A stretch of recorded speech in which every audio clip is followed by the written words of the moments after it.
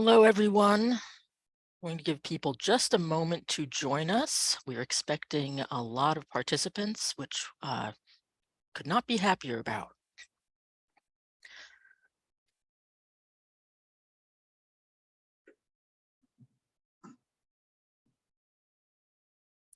Good afternoon, everyone.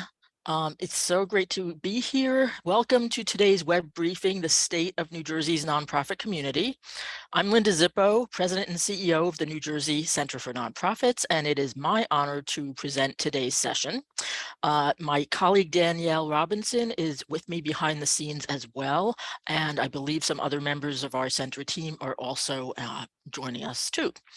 We have a lot to cover today, and we're going to be going through a lot of information very quickly, but we are recording the briefing, and you'll receive a link to the recording along with the slides and other follow-up information via email after the session, probably in the next couple of days. If you're having any technical difficulties or questions, please enter them into the chat box. We will get to them as we are able. Obviously, if you have technical difficulties, we'll try to resolve them ASAP. And if there are any questions, substantive questions that we can't get to, we will follow up on them afterward. For those of you who are not familiar with us, the New Jersey Center for Nonprofits is New Jersey's statewide nonprofit network and champion for the charitable community. For more than 40 years, we've strengthened nonprofits individually and as a community through public policy, professional education and guidance, trainings, conferences, cost-saving member services, and a whole lot more in order to improve the quality of life for all people of our state. If your organization is a New Jersey Center for Nonprofits member, thank you so much for your support and involvement as we pursue this work together. If you're not a member, we invite you to join us and experience firsthand what membership will do for you. We also have a special offer that I'll be sharing toward the end of the broadcast. The New Jersey Center for Nonprofits is also a proud member of the National Council of Nonprofits, which is the nation's largest nonprofit network, consisting of over 27,000 nonprofits in more than 40 states. The Council of Nonprofits is an advocate, central coordinator, and mobilizer to help nonprofits achieve their collective impact throughout the country. As part of our work to improve understanding about nonprofits and to drive sound public policy, we regularly survey New Jersey's charitable community about the issues, challenges, and opportunities they're facing. And one of these projects is our annual Trends and Outlook survey, where every year we poll New Jersey nonprofits about how they fared in the prior year, their outlook for the year ahead, and other topics and concerns. This survey can help you in your planning and fundraising and advocacy work, and it's absolutely critical to our advocacy and programming throughout the year. So for everyone who took the time to complete the survey and share your insights, thank you. Sobel Co. has generously supported the survey for many years, and very recently Sobel Co. joined forces with Clifton Larson Allen, and they're again supporting this year's report. And I am happy to introduce Tara Del Gavio, principal at Clifton Larson Allen, to say a few words before we begin. Tara? Thanks, Linda. So good afternoon. I'm Tara LaGavio, and it's a pleasure for me as a principal in our nonprofit and social services practice to represent our firm on this special web briefing. Most of you are familiar with Sobel Co., the predecessor firm to CLA. As longtime members of the Center for Nonprofits and longtime survey sponsors, we have earned a reputation for our passion to the nonprofit community. And that is why I am proud to have the opportunity to introduce you to CLA today, and to have the chance to reinforce our continued commitment to the nonprofit community. So when Sobel Co. joined the CLA family on February 1st, we did so recognizing that we would be expanding our resources, gaining access to a well-recognized national platform, and widening our knowledge base, while at the same time maintaining the same high standards that we've always upheld for close to 70 years at Sobel Co. As CLA, we will continue to serve the New Jersey nonprofit sector with the same passion for helping those who help others. Our dedication has never wavered, and in fact, it's further strengthened by the support. Oh, I'm sorry. Of course, as soon as I start talking, I get an itch in my throat.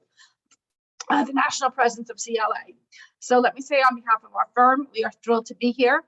Thank you, Linda, and everyone at the center and on the board for all of your hard work. It is much appreciated. Thank you so much, Tara. Thank you to everyone at Sobelco, now CLA. We're looking forward to continuing to work together in the months and years ahead. And thank you for everything that you do for the community. So we have a lot to cover in a relatively short amount of time. So here's what we're going to go through. We're going to go through a little bit of the basics about the nonprofit community, because it's always good to just set a common context. We'll go through the survey findings, and we'll talk about things like funding and demand for services and workforce issues, diversity and equity. We're going to take a little bit of a look ahead. We have a couple of calls to action for you, and then we will have some closing thoughts, loose ends, and whatnot. And again, put your questions in the chat, your comments in the chat. Happy to get to them as I am able, and Danielle is keeping tabs as well so that I don't miss anything. And if I do miss something, we'll be sure to follow up afterward. So let's dive in. First things first, and many of you have probably heard this before, but it bears repeating. New Jersey's nonprofit community is deep and it's broad and it's very, very essential to the well-being of our state. The IRS tells us we have 40,000 plus 501c3 organizations in the state of New Jersey, collectively employing almost 10% of the private workforce, which is more than many major industries. New Jersey nonprofits collectively spend more than $50 billion every year, a lot of that in the Garden State, and we marshal the energies and talents of 1.8 million volunteers. Now, we are also a very community-based sector. A lot of these resources are concentrated in the hands of fewer amount of large institutions, but it's still a very broad and very essential community. And that's something when we talk to legislators, policymakers, our friends in the media, we make sure to talk, of course, about the essential programs and services that nonprofits provide, but we also, equally important, talk about the economics, because we believe very strongly that we can't have a strong, thriving New Jersey without a strong, thriving New Jersey nonprofit community. So the survey, just a little bit of background about the survey. We've been doing this at least once a year since 2001. We started this after 9/11 to take a pulse of what's going on in the community. How did funding fare? How, what's on your mind as a nonprofit, et cetera. This year's survey was conducted last month in February, and we received 228 responses that have been analyzed as part of this report. The report is, in fact, being released today, and it is live on our website as we speak. You'll also receive a link to it after the webinar is concluded. So here's the too long didn't read. Things are looking up from the depths of the COVID crisis 2 years ago, but there's still a lot of challenges and things that we need to keep in mind. And we'll go into this in more detail in the coming minutes. But demand for services and programs that nonprofits provide is still going up. Expenses are still going up, and both of these things are outpacing funding. This is not a new phenomenon, and it's not unique to New Jersey, but it's deeply concerning if we care about the ability of people who need and want nonprofit services, which is essentially everybody, to be able to get them. Labor force shortages, workforce shortages are still very, very real in the nonprofit community. And again, with implications for services in our communities. We still have opportunities to improve relationships, strengthen partnerships between nonprofits, funders, and our partners in government and in the for-profit community. And again, diversity, equity, inclusion, belonging is an absolute imperative, and that still has to be a primary focus, and that has to infuse everything that we do. So diving a little bit more deeply into the funding and demand for services part of the equation.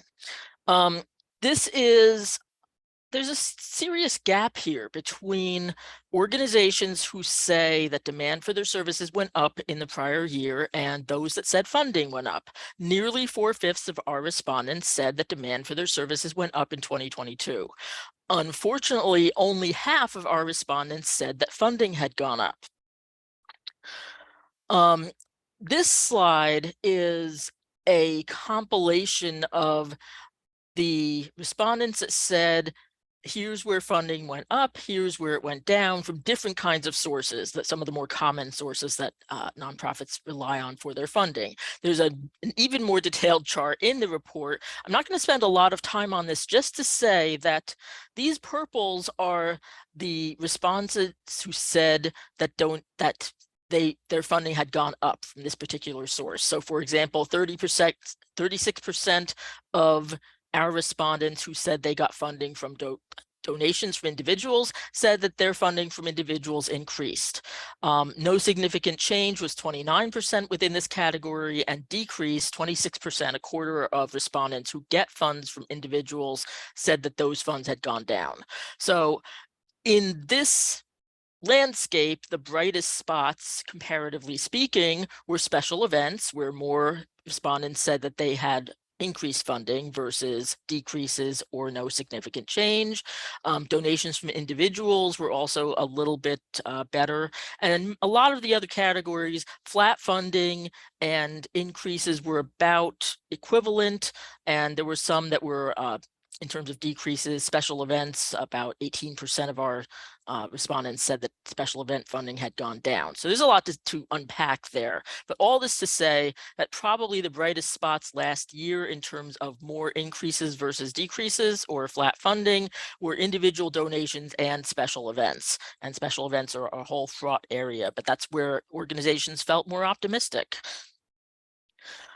This slide is very similar. This is the projected funding. If you get funds from individuals, did you expect that in 2023, those donations were going to go up, stay the same, or decrease?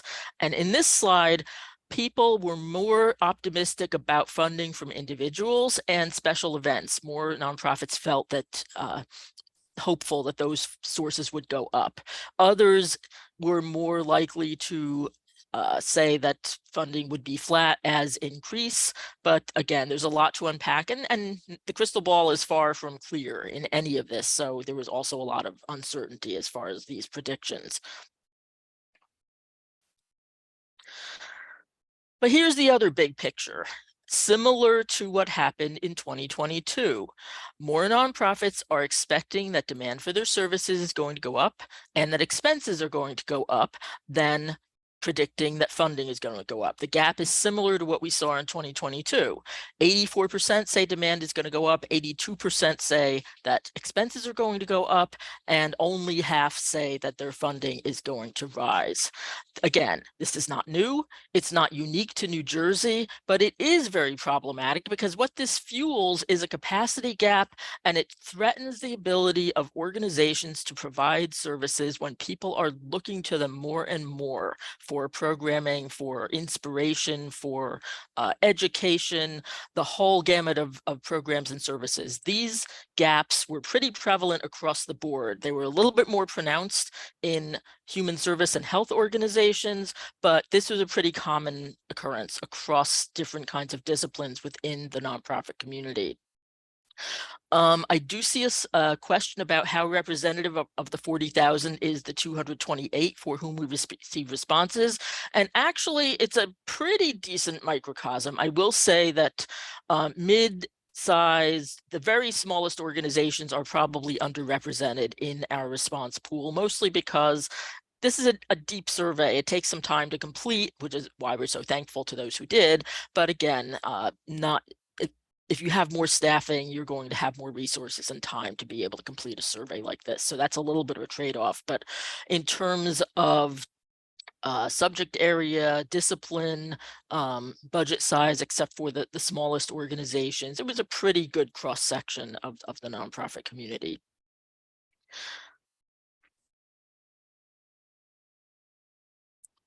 There's a question about what makes up special events. We did not ask specifically about those special events. So it could have been in-person events. It could have been resumption of galas and whatnot. I will say that more nonprofits are providing services, programming in person, and that would include their fundraisers, but we didn't dive quite that deeply into that. Before I go into workforce issues, let me just see if I can answer some other questions here in the chat. How did survey respondents quantify their expectations that demand will increase in 2023? Are there hard data supporting those expectations? What I would say is I'm assuming that, and we told organizations to just base their answers based on their experience. Certainly, presumably they have had the data to back up the past year's experience. And again, this is not new. We pretty consistently get nonprofits reporting that demand for service goes up. So I would say that it's probably based on their past experience.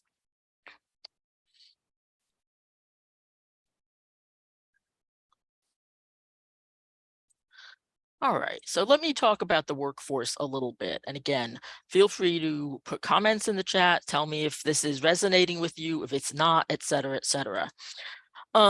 Okay, no big secret here. Workplaces are in flux in a very, very big way. And we had the Great Resignation during the height of COVID.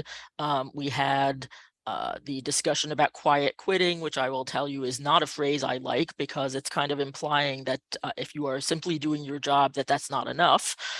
Workforce shortages, again, we'll go into a little bit more detail. Workforce shortages are very real still in the nonprofit community, and hybrid is likely here to stay, although the percentage of organizations in our survey that are operating hybrid is less than it was last year. About 40% of our respondents are now 40% of our respondents are now all back in person, and that's probably about double what it was a year ago.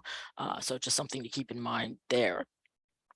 But in terms of the workforce shortage, and again, this is not a unique problem to New Jersey, more than half of our respondents that have employees said that they are experiencing staffing shortages with an average vacancy rate of 19%. And again, if you're having trouble filling positions, then obviously meeting increased demand is problematic.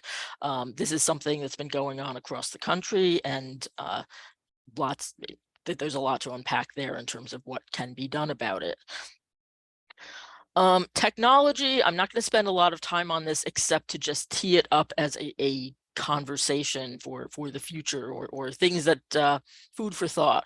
I don't know if anybody on this recording, on this call, were able to participate in the artificial intelligence briefing that Voulay did the other day with Beth Cantor and Allison Fine and Philip Deng, but it was absolutely fascinating. And the speed at which these technologies are developing is tremendous, and there's a lot of potential, a lot of really positive, intriguing things about this, but also a lot of things to be concerned about. And then, of course, there's the more routine things with technology in terms of access and digital divide, and the implications, good and bad, about social media, and of course the increased need to be vigilant in terms of cybersecurity. There's a whole lot more here and to talk about. If you'd be interested in a session that would explore this, put it in the chat and we'll keep it in mind, because there's certainly a lot of implications here for good and bad. Diversity and equity. Obviously, at this point, hopefully it goes without saying that prioritizing diversity, equity, inclusion, belonging has to be a regular part of the DNA of any entity, any individual, for-profit, nonprofit, etc. Unfortunately, here in New Jersey and across the nonprofit community, we still have a problem when it comes to this. And I'm going to go through just a few findings. Not all of this is from this survey, but it's still very prevalent. This has to do with, and again, not unique to New Jersey, but in New Jersey, where population-wise we are very diverse, we're also very segregated, and nonprofit staff leadership and board leadership is not representative of the community at large. And these stats come from the most recent survey that we did in 2021, where CEOs are 85% white, at least according to our survey, whereas staff overall were 67% white, boards were 71% white. Again, this does not reflect the population as a whole. There are a whole slew of implications here in terms of how well we are providing services, how effectively we're providing services, and are we leading with our values, and are we fulfilling the promise of what nonprofits are supposed to be. So the representation issue is very, very real. The other thing in our survey, we unpacked a little bit, did a little bit of comparing of organizations that primarily serve communities of color. We did not ask for demographics about the leadership, but we asked about organizations. We asked organizations, if you primarily serve communities of color, meaning do at least 50% of your constituency identify as people of color. And so we did a little bit of unpacking here. And in terms of the organizations that said yes to that question, they were more likely to be frontline nonprofits, health, human services, etc. They were more likely to report that demand for their services had risen in the past year, more likely to predict that demand and expenses were also going to rise in the coming year. While overall their funding did increase, a slightly higher proportion said that their funding had increased versus those organizations that said they don't primarily serve communities of color. They were also more likely to report that expenses had exceeded revenues, and they were less likely to report a year-end surplus. I have the details about that if anybody's interested in diving in more deeply. And then again, it stands to reason they were also less likely to report a cash reserve, and the months of cash on hand were smaller overall among organizations that primarily serve communities of color and those that don't. This relates to a lot of different things, or a lot of different potential causes here. One does have to do with systemic racism and the fact that we've got racial wealth gaps, we've got deep-seated disparities in terms of the communities that nonprofits are serving, and the increased need for services among the communities that nonprofits serve. The other thing is a lot of health and human service organizations tend to get a lot of funds from government. Government funding tends to, based on past research, not cover the cost of providing the services. So that's also a problem. There's a whole lot more that is worth exploring here, but the fact remains that this demands some attention. The other thing I will say is we do ask nonprofits, and we'll get into this a little bit later, to identify, to select from a list or give us a write-in as far as what are your top 5 issues that are affecting your organization or the nonprofit community at large. And this slide discusses, it compares the respondents that picked diversity and equity among their top 5 in 2019, 2020, 21, 22, and 23. And you'll see that there's a spike in 2021 at the height of the awareness around the killing of George Floyd, Breonna Taylor, the publicity around Black Lives Matter, the heightened publicity, and the heightened attention and outcry for the need for racial justice. The concern here is that this is starting to backslide a little bit. In 2023, our most recent survey, about a third, a little less than a third, identified this as a top issue for the sector at large, and 18% said it was an issue for their own organization, one of the top 5. So this is something that, again, there's a lot of different potential reasons here, and I'm not going to, I have certain ideas, but I'm not going to speculate here, but it demands some attention and discussion. There's no question that there's still a lot of work to do, and so it's something that we all need to be very, very attentive to, and we need to continue to prioritize this and integrate it into everything that we are doing.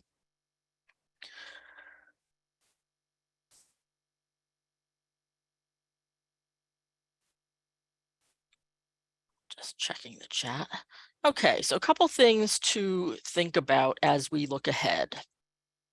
First of all, we asked organizations overall to compare their circumstances. Are you better off now than you were a year ago, organizationally speaking? And this particular slide tracks those trends from 2018 through the most recent year, which is 2022. Obviously, in 2020, we had a real we had a crisis on our hands, and the attitudes of nonprofits reflect that. More organizations felt that things had improved in 2021, and about the same percentage said that things had gotten better in 2022 compared to 2021. So that's all very encouraging. Of course, we're recovering from kind of rock bottom in 2020, but that said, it's still an optimistic trend. We also asked organizations, what do you think your situation will be like a year from now? And while a lot of people said it's just too early to tell, those that did hazard a guess, it was pretty much the same. 60 to 63% thought that their situation would continue to get better in the coming year. Again, lots and lots can happen for good or not. And but it's always helpful. It's kind of like a mini confidence index. That's why we asked the question here. So, as I mentioned a minute ago, we asked organizations two things. We asked, what are some of the top challenges to your organization's viability and effectiveness? And we provided a laundry list of potential issues and asked organizations to pick their top 5, and with the idea that they could also write in an issue if they didn't appear here. So these top 5-ish are pretty consistent from year to year. Financial uncertainty, need for a stronger board, need for better branding and communications, meaning the visibility. How do you stand out from the crowd? The inability to afford enough good staff, that's elevated over the past couple of years with the escalation of the labor shortage, and the need for strategic planning was also tied. In the lower parts of this slide, you'll see that there is that were identified. Increased demand for services, low organization visibility, benefits and insurance costs that relates to the labor shortage, the inability to find good staff as opposed to afford good staff, and the need to increase public policy. There's even an even longer list in the report, so you can certainly take a look at if your issues don't appear here, you can see where they ended up. But the common theme here, and I will go to the next slide as well to discuss what people thought about the community. The common theme here is infrastructure, shoring up organization strength. It's how do we have the capacity to do the work? So a lot of these issues might vary from year to year, but they tend to jockey among the top 5. Similarly, we asked people, what are some of the most important issues for the nonprofit community collectively over the coming years?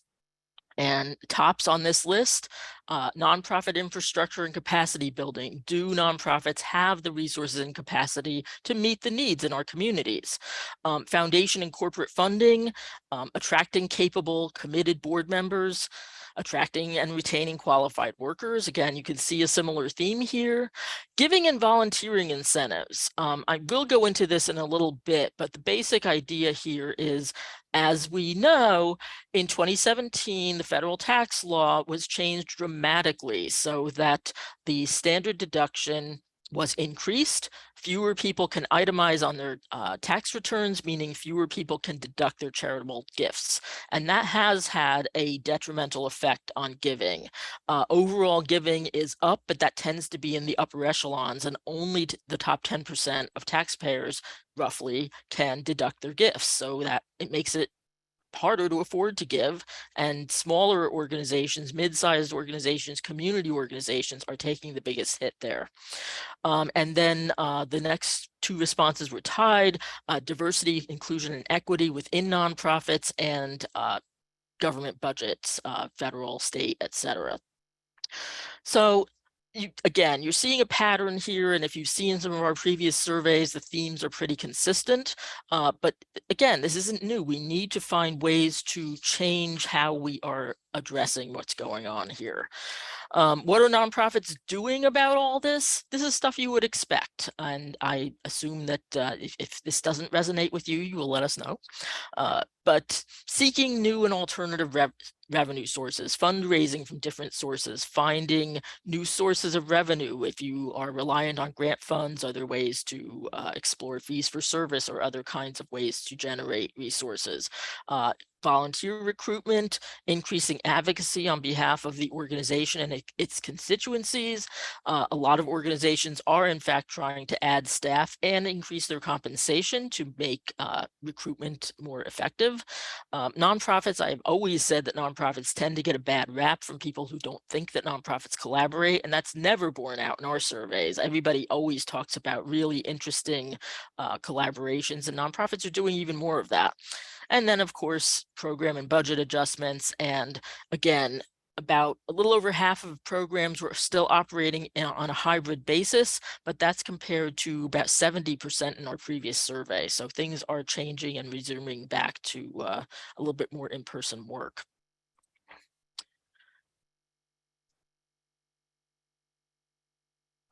Are nonprofits investing in systems to gain efficiency? I think if the resources are there, I think that's happening. Probably a lot more to unpack there, but I think there's certainly the desire is there. As far as the extent to which organizations are doing that, we have a little bit of information in the survey, but probably more could be found out and explored there. Making sure I'm not missing anything in the chat here. And I trust that my colleague Danielle will chime in if I miss something. All right, so moving on. What else can we do? You just heard about some of the things that many organizations are doing, and this is where I get on my soapbox about a few different things. First and foremost, as I mentioned before, and as many of you are already doing, it's time to change how we talk about this stuff. When we're talking with our funding partners, when we're talking with legislators, elected officials, our friends in the media and the for-profit community, we have to speak from a position of strength. When you're talking about providing a grant or providing funding or working and partnering with a nonprofit, this is an investment for the community.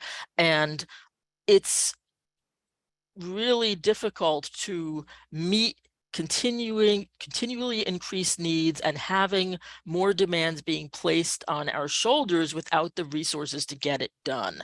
And that includes taking a hard look at how we compensate our teams, how we provide, what kind of workplaces we're providing so that we can make a good and appealing and fulfilling pipeline for emerging leaders in the field so that they will want to make nonprofits a career and not have to leave when they have to pay the rent or have a family or put food on the table, etc. This is, again, a large problem. It's not entirely within our control, but with more advocacy and more conversation, we can try to get this changed. Again, this is a partnership of equals, and I'm going to be talking in a minute about Doing Good Better, an initiative with the Council of New Jersey Grantmakers. Again, prioritizing and integrating DEI into everything that we are doing and leading with our values. We are mission-focused organizations, and that still has to be paramount. And speaking of Doing Good Better, this is, many of you on the call have probably already heard about this, but this is a multi-year initiative that is a partnership with the Council of New Jersey Grantmakers and the New Jersey Center for Nonprofits. And the idea behind this is to tackle the long-standing power imbalance and biases that have tended to permeate relationships between philanthropy and nonprofits. The idea here is to make these relationships more equitable, to make the partnerships more equal, and create a more equitable and resilient New Jersey. There's a lot more information on our website and on the Council of New Jersey Grantmakers site about this, but suffice it to say that we're looking at this through a couple lenses. One is long-term systems change, but also is what can we do now to kind of change, to provide some relief? What are some practices that funders can change immediately? And many of them are already doing this, and we absolutely thank and applaud them for that. But there's a lot more of conversation to be had here.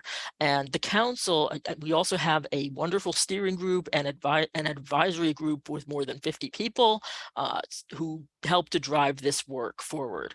And if you want to talk about this more and explore this in partnership with our friends in philanthropy, go to the Council of New Jersey Grantmakers Conference on May 23rd. There's more information on their website, but it's going to be a really good, thought-provoking day of discussion. Continuing my soapbox, because it wouldn't be me if I weren't talking about advocacy. Advocate, advocate, advocate. And this is not just public policy. When you're talking to your funders, your funding partners in philanthropy about what you need and what's going on in the community, that's also a form of advocacy.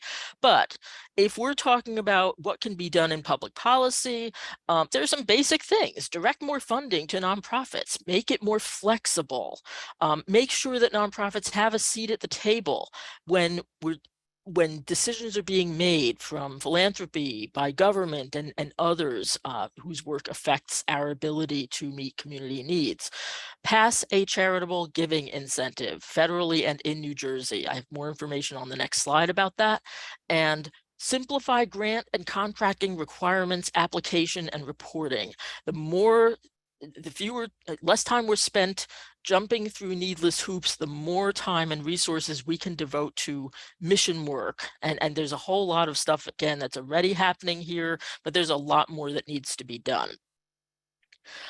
The couple of pieces of legislation that I'd like to call to your attention, and we will provide more information about this. There are two bills either already introduced or on the cusp of being introduced federally. One is called the Charitable Act. It was just introduced earlier this month. It would restore and expand a federal charitable giving deduction for non-itemizers. This is something that was enacted briefly for a couple of years, but it expired at the end of 2021. And this would bring that back and expand it so that if you don't itemize on your tax return and you give to charity, you would be able to deduct those gifts.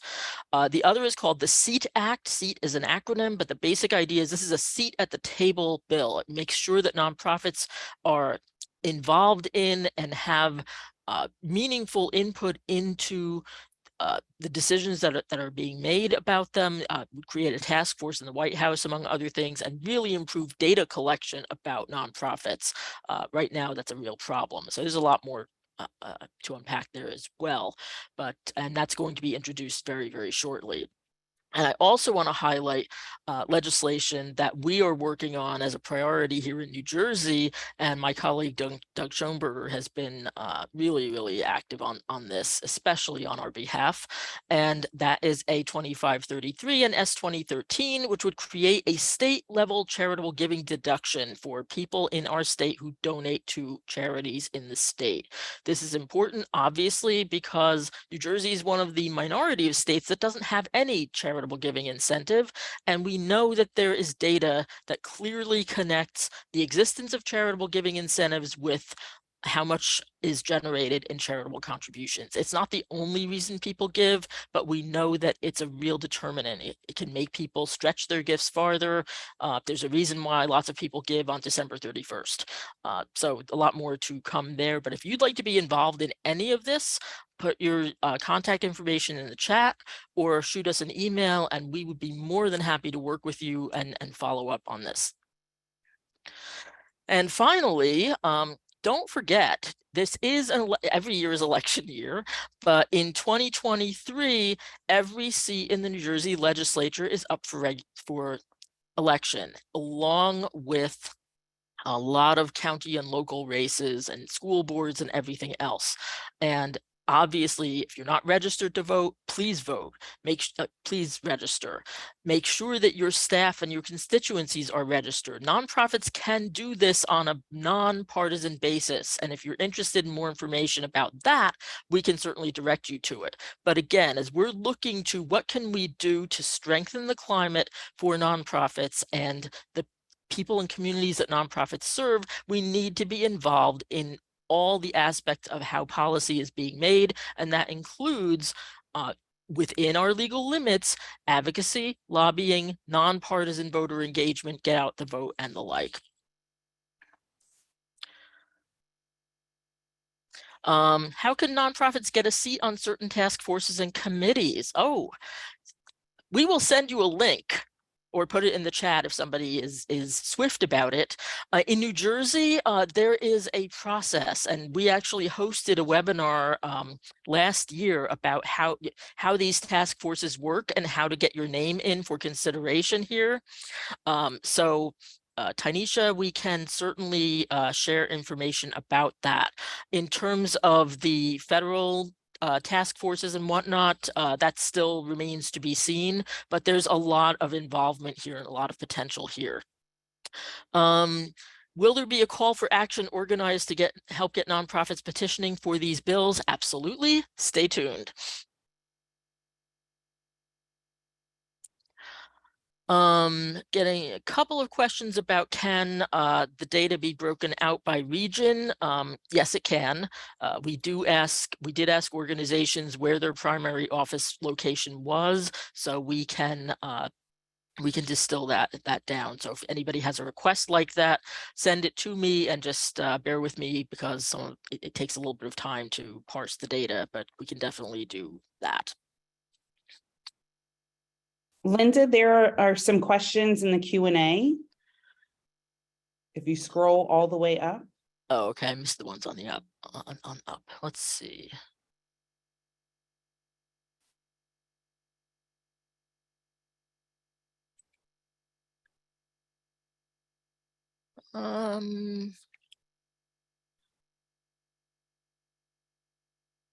How much is earned in dollars out of our 9.6% of the workforce?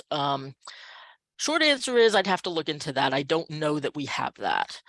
Part of the challenge is that labor statistics regarding the nonprofit community are not as robust as we would like them to be. And in fact, that's one of the things as part of the SEAT Act would improve U.S. Department of Labor stats about the nonprofit community.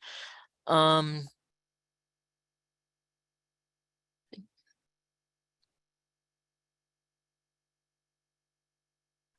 noticed that there seem to be more corporate and private foundations who are making operations and capacity grants. Are others seeing this? Certainly for my anecdotal experience, and certainly this is a conversation as part of our Doing Good Better work with the Council of New Jersey Grant Makers, one of the things that we're asking funders to do is provide more general operating support, provide more multi-year grants, do what they can to simplify the application process. All of this, again, to allow nonprofits to be more nimble when it comes to responding to community needs. One of the challenges, though, and one of the reasons why we have actually are Doing Good Better work with the council goes back a number of years, but one of the reasons that we have renewed focus on it is because during COVID, when the crisis was first hitting, a lot of funders talked to their nonprofit partners, said, what do you need? What's going on here? If you need to, and they relaxed their restrictions. If they were sponsoring an event that wasn't happening, they allowed nonprofits to repurpose that. So there was a lot of that kind of thing that happened during the height of COVID. And while some funders have kept that going, others have kind of backslid and restored restrictions and sometimes imposed new ones. So that's a challenging kind of conversation, and we're trying to move beyond that. And a lot of the changes that some funding partners made during COVID were things that nonprofits have been asking for quite some time. And the good news is that a lot of really important, impactful work happened there. So it was a great under the worst of possible circumstances, but a very effective way to demonstrate that this stuff works, that there is a way to do this, to provide flexibility, to trust and respect community leaders, and have win-win-wins or as a result. So that's certainly something that the field is evolving, the discussion is evolving, but we certainly hope we will be seeing more of it. Someone was asking, can we send something official about having about this kind of discussion, having foundations provide more funding for operating? We can send you something. You can also go back, I don't know if it's in the chat or not, but on the Council of New Jersey Grantmakers site and on the center's site, there is a page specifically devoted to doing good better. And you can find a lot of the documentation there, including case studies and some of the information that we've been talking about, but we're happy to share more about that. Let me go back to the Danielle, did I miss anything else? There was a question regarding how much in dollars does the workforce represent? Yeah, I think I answered that. I'd have to look and see if that's obtainable. We do have a bit of a challenge about labor stats in nonprofits, so it's something we can look into. I don't have that information off the top of my head. And looking at funding changes between 2022 versus 2021, special events shows that 35% of nonprofits saw an increase in funding. Do you have any information on what makes up a special event if they were in person?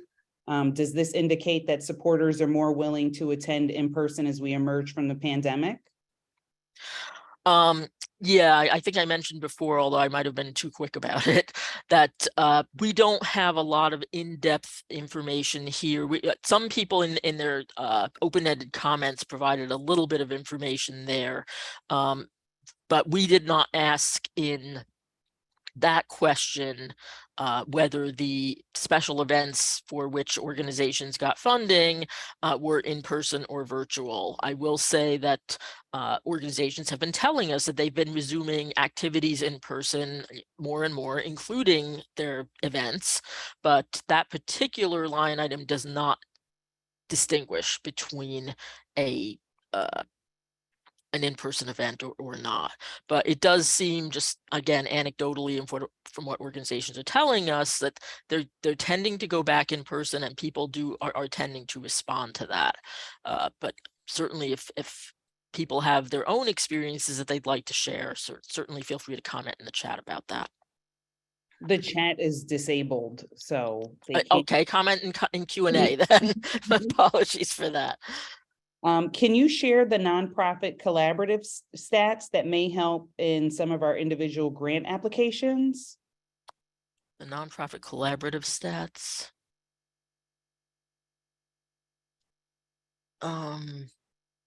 Oh, how many nonprofits are collaborating and that kind of thing? Yes.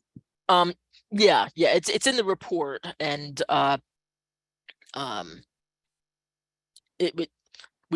and there's also some anecdotal information about what nonprofits are doing, but if you'd like to follow up, we can certainly provide that.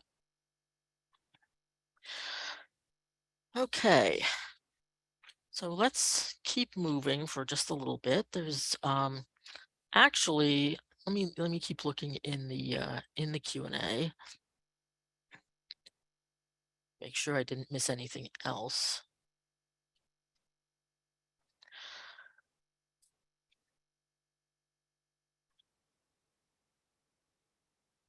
We're at 12:48 by my watch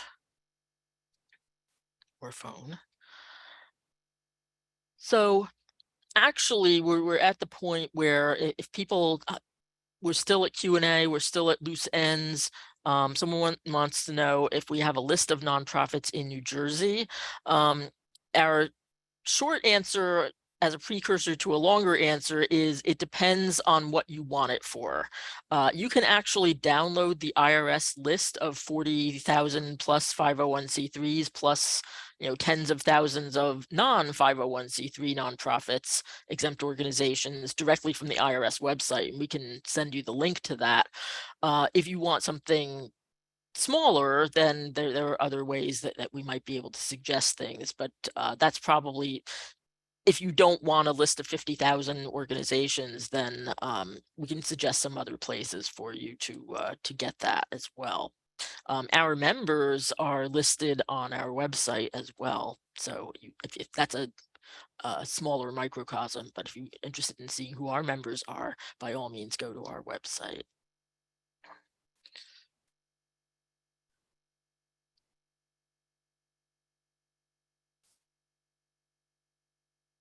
Just okay. If anybody has any lingering questions, by all means, post them and I'll get to them quickly. Otherwise, we're at the part where we've got some closing thoughts and loose ends, and most of this is just some reminders for you. This is one of many events that we have posted on our events calendar on our website. And please check that out and check it regularly, because we don't just post our events. We post anything that we're aware of that is of broad interest to the community. So you'll see all sorts of different and interesting things being put on by partner organizations, by others in the community. So a lot of them are free, they're not all free, but it's a really comprehensive resource. My colleague Kathy Hawn updates this all the time. So check this out regularly, and you will see that there are a lot of things there. And if you have something that you'd like us to post, send it to us. The only thing we don't do are fundraising events, but if you have an educational event that would be of interest to the nonprofit community, please send it along. We'd be happy to put it up. I said there was going to be a special offer, and here it comes. If you're not a member of the New Jersey Center for Nonprofits, we do hope you will consider joining. Membership is an investment in your organization. You have access to, it helps to support events like this. It gives you other opportunities for networking and information. You get access to our staff experts for our help desk, cost-saving opportunities, and 30% off at least for the nonprofit conference, which you will not want to miss on December 6th. And there's a whole lot more to be had, but we hope you will consider that. And if you join by March 31st and use the discount code RABBIT, we will happily give you a 10% discount on your dues. So something to think about there. We also host for members. It's a member exclusive Member Mondays, and we have them roughly every other Monday for 45 minutes at lunchtime. And it's a peer learning and networking opportunity. It's a chance to just hang out with your colleagues for a little bit. Sometimes we have an agenda and a guest speaker, and sometimes it's very open-ended where you can talk about what's on your mind. But if you are a member, we hope you will join us there. These are the dates, and it will also be on our calendar of events if it's not there. And Kathy Hawn, again, will send you, if you're a member, reminders about this with the dates and the Zoom link. We have one more question. Do Yes. funders seek recommendations from your organization? I assume this is the center, before funding another organization? We don't typically recommend that way, and we don't make matches that way. There are some times when, if it's a broader kind of request, say, we'd like to know who in Camden County is providing services to children or something like that. And we will try to provide some leads, but we don't endorse specific organizations because that wouldn't necessarily be doing a service to those who might not be on our radar or other things. But we do a lot of information and referral for other kinds of reasons. So my suggestion there would be, we'll happily try to delve a little bit more deeply and try to provide you with some suggestions, but we don't suggest who to fund. That's just not something that we are that we feel that's something we should be doing.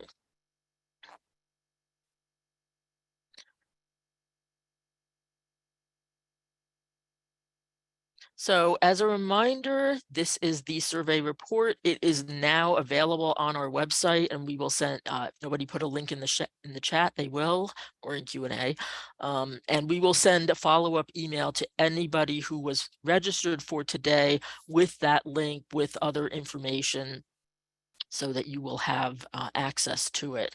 As I said, this session is being recorded, so the recording will be up on our YouTube channel in the very near future. So stay tuned for that as well if you'd like to either replay it or share it with your colleagues. Once again, our profound thanks to Sobel Co., now CLA, Clifton Larson Allen, for supporting this survey again and for everything that they're doing in the community. Thank you for completing this survey.